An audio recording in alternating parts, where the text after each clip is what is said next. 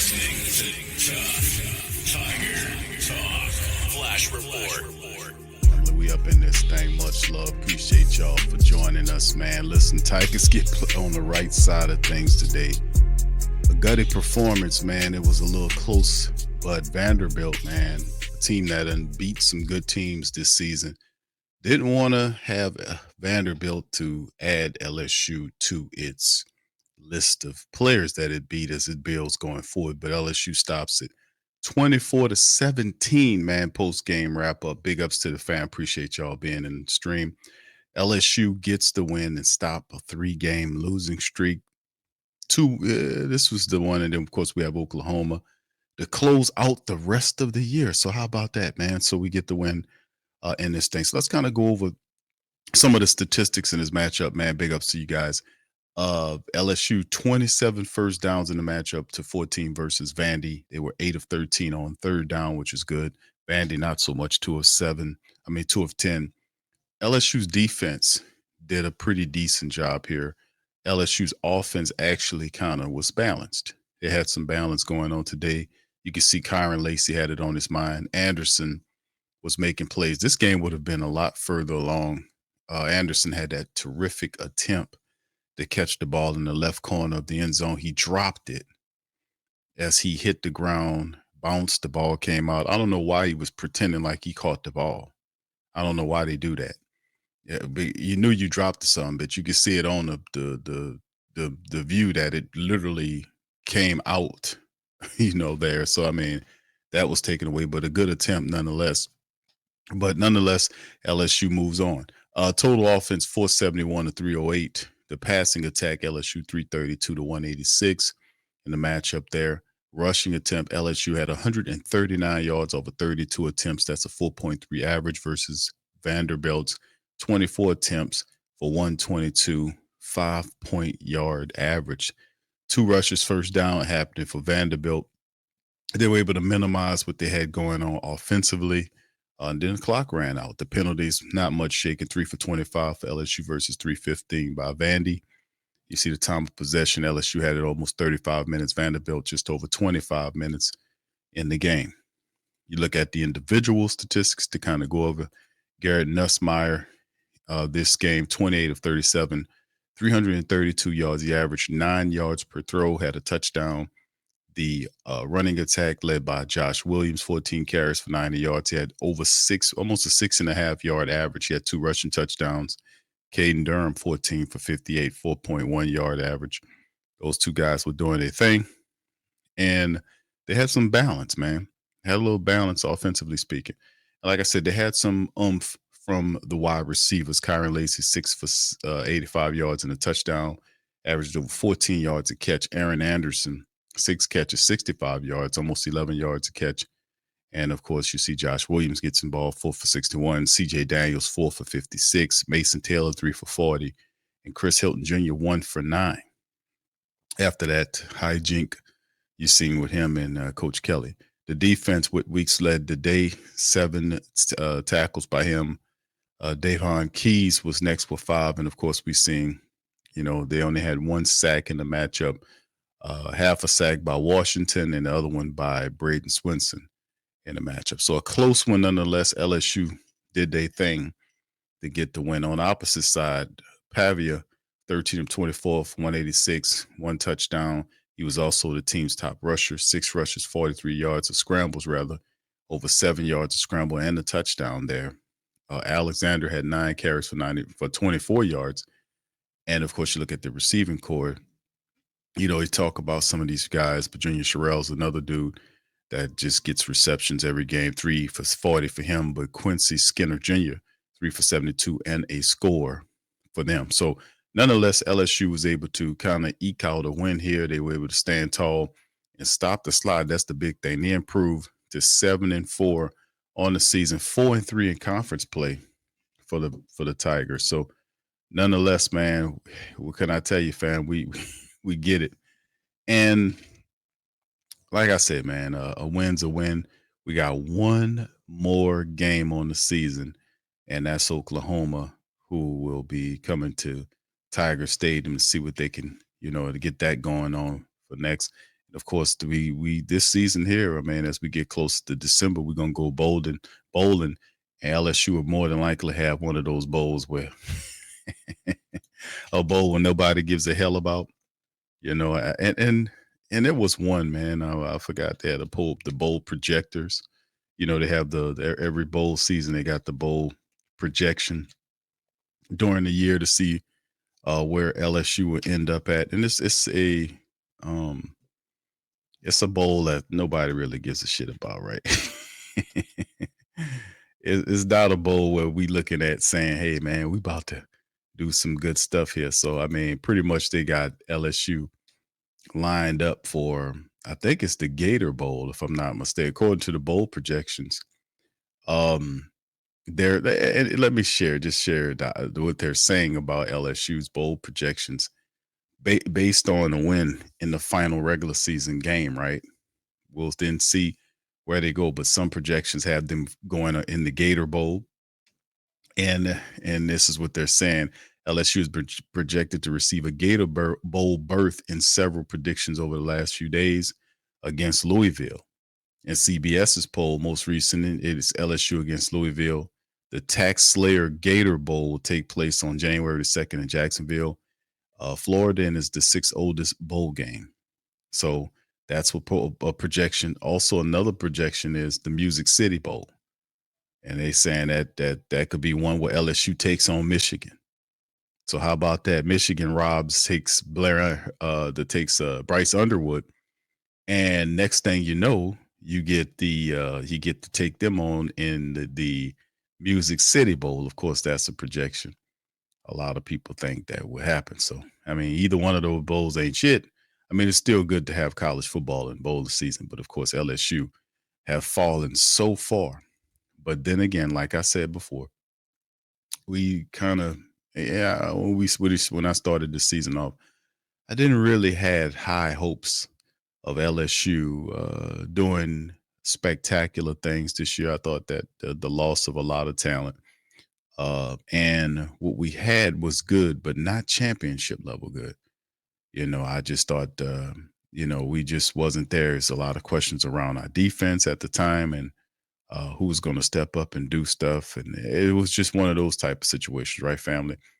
And I just kind of felt that way. I never thought that that would end up being anything but what it was.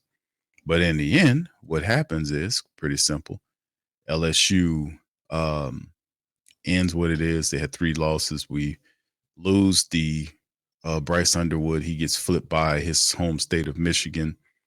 And that was very interesting. Now, this is something I also want to share with the family members about LSU. Remember, just because we lost out on this Underwood kid, don't mean we gonna be buried underground, so to speak. Just a little corniness right there.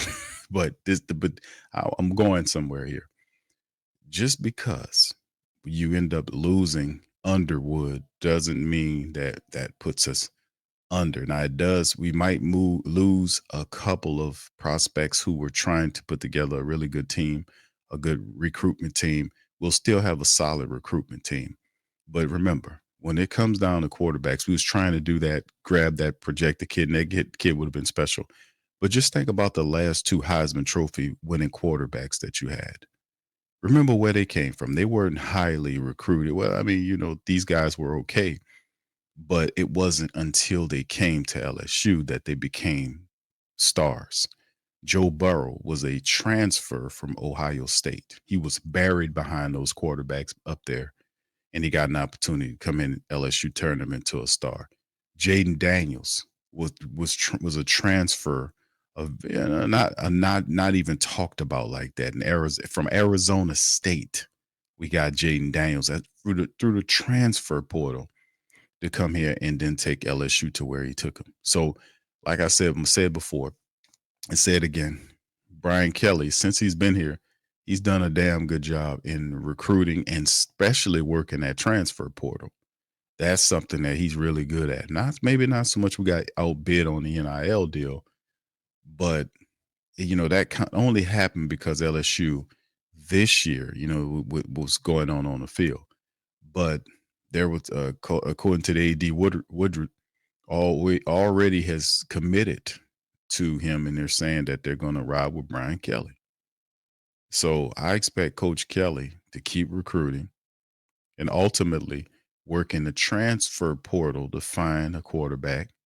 There's people talking about Nussmeier staying on. I sincerely hope not. I just hope, let's just get beyond that. Let Nussmeier go ahead on into the league, and we'll go and see about finding the quarterback in the transfer portal and starting this thing all over again, because they have a lot of really recruits that are still connected to LSU that aren't going anywhere. We might lose one or two guys, but we still have a solid class coming in here next year, coupled with what we have this year. I mean, what we'll have left over from this team for next year and the recruiting class of next year together makes an interesting mix.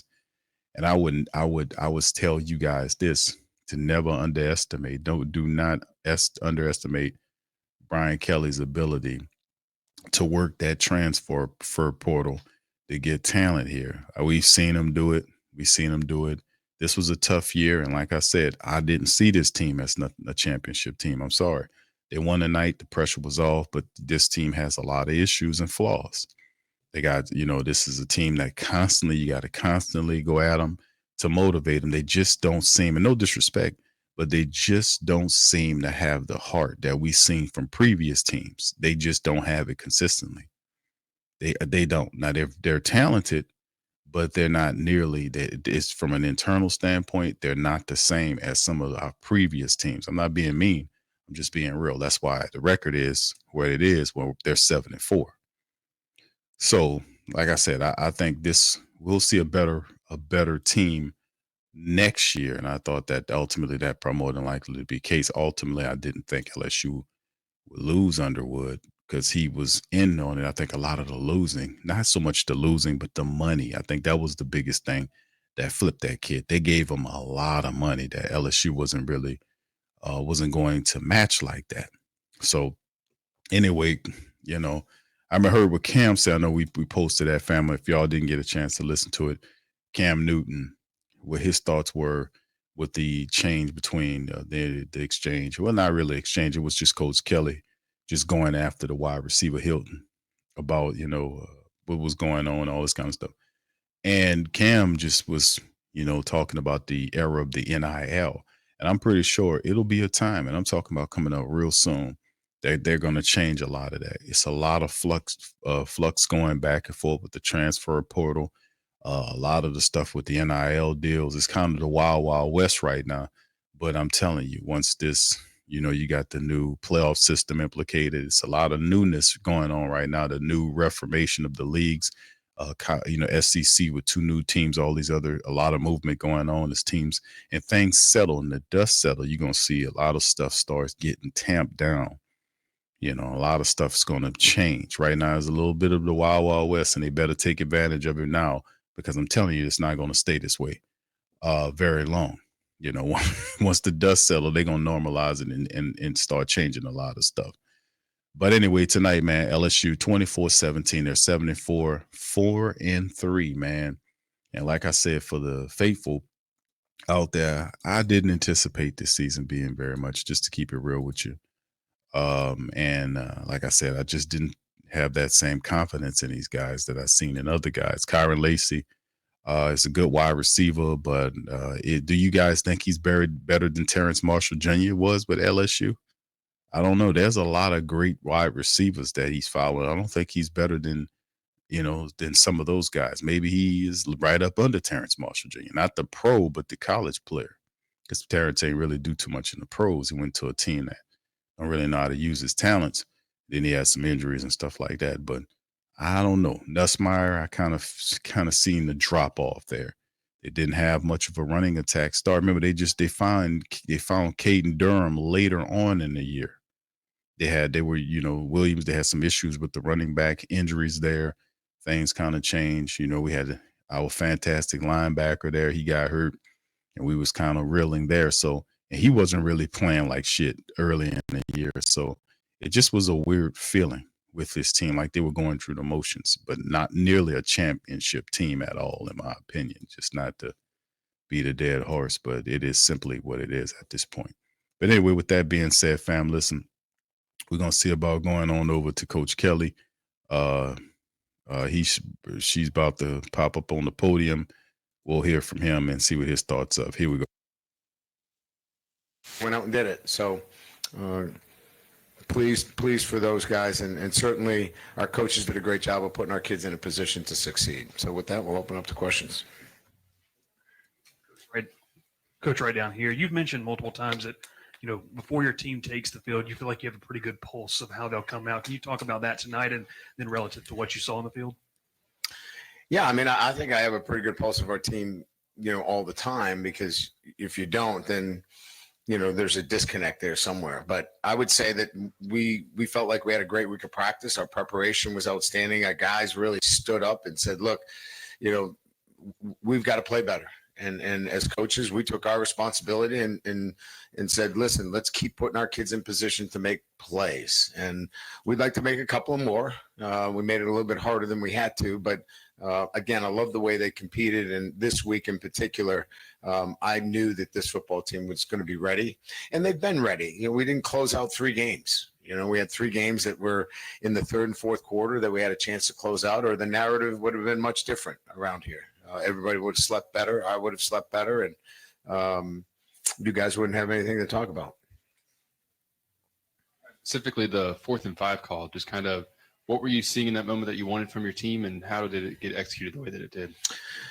Yeah, so, we were faced with a number of 4th down situations, probably multiple 4th down situations in terms of our play calls. And, we were getting so much man coverage in those 4th down situations. We knew that we had an opportunity to get the ball out quickly with the coverage being off us. They sat down, very rarely. They gave us a little bit of cushion in those 3rd and shorts and 4th downs.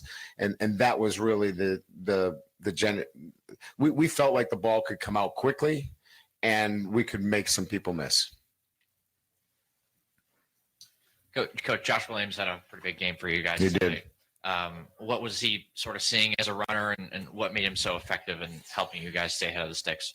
He ran through the face of a number of defenders. It was physicality. It was want to. It was desire. It was all those things in one. It was just a guy that was, committed to no matter what, the first guy's not going to bring me down. And he set a tone for our entire team, a toughness on offense and a resolve that these guys showed this week. And I think he was one of our leaders this week. Spoke up many times. He spoke up before our meal today when we meet with our team. He really was committed to making sure that we found a way to win this game.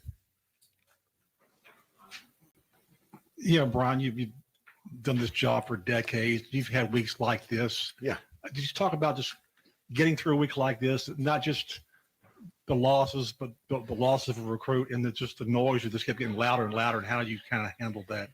Yeah, the recruiting doesn't mean a whole heck of a lot when you're talking about your football team in the present, right? I mean, everybody else certainly felt differently about that recruiting piece. But that didn't really affect our players nor the coaches. Yeah, you're disappointed because you've put, many, many years into recruiting, but it really didn't affect the core of what we wanted to accomplish. And that was, we wanted to finish this football game. And we finished taking a knee on the 10-yard line. And that's how you want to finish football game. So, yeah, the noise was there, but you're going to get noise at LSU when you lose 3 games in a row. But it wasn't because of our guys not being committed, and they show that commitment this week. Brian, when you guys ran the ball, the offensive line blocked well enough to where you guys didn't have a single negative rushing play tonight. What was different about that group and its preparation? It's a good question. I will tell you, a lot of it had to do with certainly the offensive line and getting great movement up front. But more importantly, it was Garrett Nussmeier. He managed the running game as well as he's managed it since he's been here.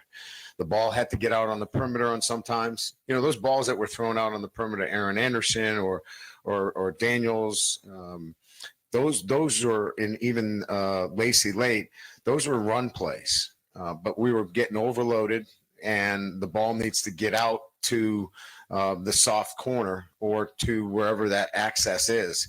And he did a fabulous job with it. And this is the standard that we need from him relative to where our running game can be really solid if we get that kind of play, which he gave us tonight.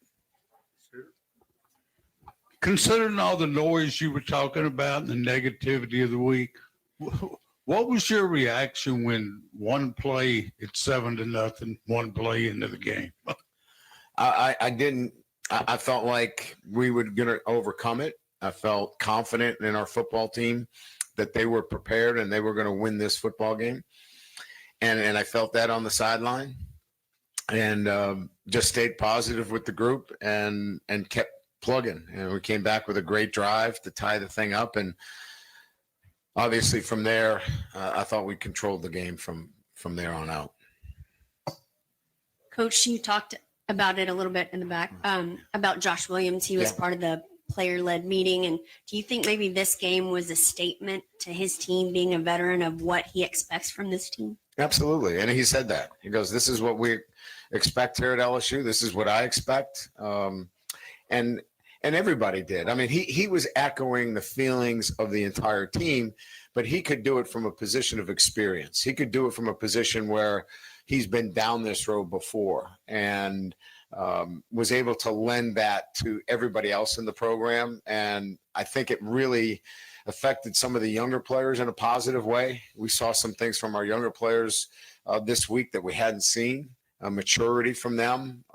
And he set the table early on, and then he backed it up tonight. And that's what you love to see.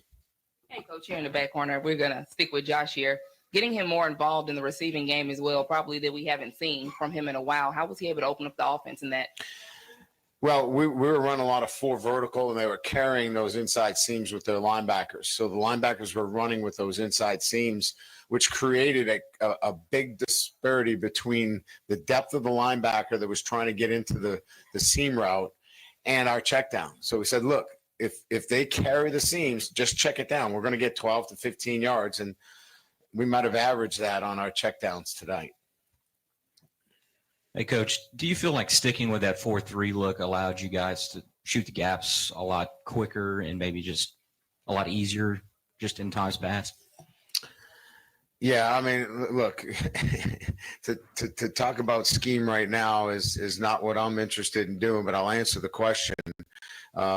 You want to be in a lot more 4 down against a power running team like this. You don't want a lot of bubbles. You don't want a lot of air in your defense. So this is a team in particular that you want to stay in much more 4 down than 3 down.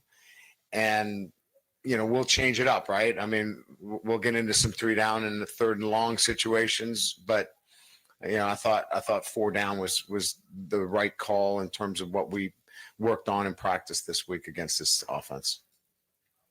Hey, Coach. I saw you meet with Nuss and Will after the game there briefly. What was your message to them? Just, you know, I appreciated their leadership, you know, and how they stepped up. And look, at the end of the day, you guys were at the same press conference that he was at. He took full responsibility and accountability for, you know, how we were playing. And then the coaches took full responsibility and accountability for, you know, not getting our players in a better position to succeed. So this was all of us together coming together and saying, we have to all be better. And they were better, and I'm happy for them.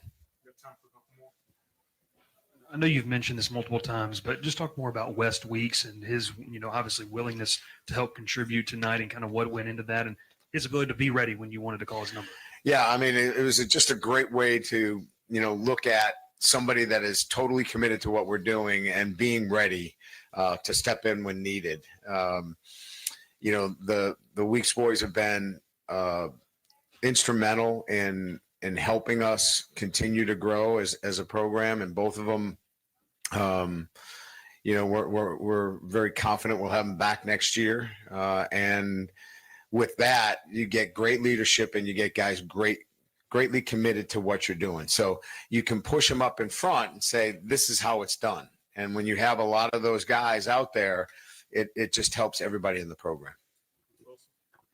Brian, you talked a few times here about just coaches putting players in better positions to make plays. What were some of the things that they did tonight that you thought were maybe different or better in that regard? I just thought we were simpler. I think we had 5 calls on defense, and we ran some pass plays multiple times. It wasn't a different look. We were very consistent with our play calls on both sides. And that was the mantra this week is be committed to the call. Whatever that call is, execute that call. And we're not going to have a lot of calls this week. We cut out a lot. And like I said, we ran 4 vertical probably more times than I can remember in a game. But we had the checkdowns. We had other avenues to get the ball out. And I think that really helped our players stay locked in on the call and be committed to the call. Good. Thanks. All right. That's Coach Kelly, man, with his post game. And of course, the win, man. We have this team to deal with coming up next, right? We have this team. Who's this team? It's Oklahoma, who's 6-5 after probably having this is probably the biggest upset of the week. This is definitely, in my opinion, the biggest upset of the week. Oklahoma they beat Alabama 24-3. They beat them 24-3 in Oklahoma. This team will be coming to it'll be coming to Death Valley, man. And we got some business to take care of. So this is the next matchup right here. Happening 6 p.m. kickoff time in Death Valley. Oklahoma 6-5, riding high off a big victory, huge victory over Alabama. Getting a win over Bama was big for those guys, and they're rolling. They've been up and down this whole damn season, but to beat the 7th ranked team in the country, to get a dub against them, that's not bad at all, man. Knocking all Alabama. And they're not even ranking, getting a W. That's pretty big. So they're feeling themselves coming into the matchup against LSU. So even though, unlike times in the year, you get some of these teams, Oklahoma's coming in here riding high, a lot of good energy, and they're going to be ready to play against LSU. So this 8th win that we want to get to close out the season, you're going to have to probably work for that thing, so it's going to be interesting, man. So yeah, they did beat Alabama. That's right, Ro. 24-3. And I watched some of that game, man. And they were all over. Jalen Milroe had 3 interceptions in that game, man. He had 3 picks in that game. And then, he usually is like one of the top rushers they had. They were able to stop them from running the football. They were all over that team. They were all over them. And they gave him a good old-fashioned beatdown, man. I didn't expect that. But this will make it a very interesting game, man, as Oklahoma will face off with us, man. So we're going to have to earn that 8th win. And like I said, we kind of struggled a little bit with Vandy, man, here. And we're still not out of the woods with a lot of stuff. And you can see Coach Kelly, the guy asked him about having a tough week. This has been a very difficult year. I've seen Coach Kelly upset, but I haven't seen him as upset as this year, like the famous time he pounded the table in the USC. Wasn't that the USC loss? Or I forget whatever loss it was. I think it was USC at the start of the year. Pounding the table, showing his anger, his upsetness. Very interesting, man. Very interesting. This year has been very interesting. But like I said, next week they'll have to earn it in the season finale, and then we'll probably end up facing off with some old bowl, the Music City Bowl of the whatever the hell it is bowl. So we'll see what's going on there. But anyway, with that being said, I'm gonna get out on that. Listen, I appreciate you guys for listening to the Tough Tiger Talk recap show, man. Listen, we'll be back later on in the week with more press conferences, more reports on LSU. It's a lot of recruiting news is going on after the Underwood stuff is going on. But like I said, for those who are a little down because of the season and how we've seen LSU football, man, listen, they're going to get back to business. They're going to get back to the transfer portal. There was some rumor about Arch, and I'm like, no, Arch, man, because they are their quarterback that started from is already out there. He's going to declare for the draft. There's no Arch. That's just a rumor. That's not going to happen. But LSU will find a quarterback, man, in the transfer portal. They always do. And they find good ones. They're going to work the hell out of that portal. They're going to change some stuff. So like I said, man, the recruiting class that'll be left over, still a solid class based on what we have that'll be left over from this year will make a better team for next year. So one more game to go for the regular season, then the bowl game, whatever that'll be. We'll see what's happening. So with that being said, I'm going to get out of here. I appreciate all you guys for tuning in this episode of Tough Tiger Talk. Please do me a service. Hit the like button, hit the subscribe button. By all means, feel free to share the show on your social media feed. And we'll return later on next week with more Tough Tiger Talk. And we'll just keep rolling this thing, baby. Much love to you guys, and go Tigers. Peace.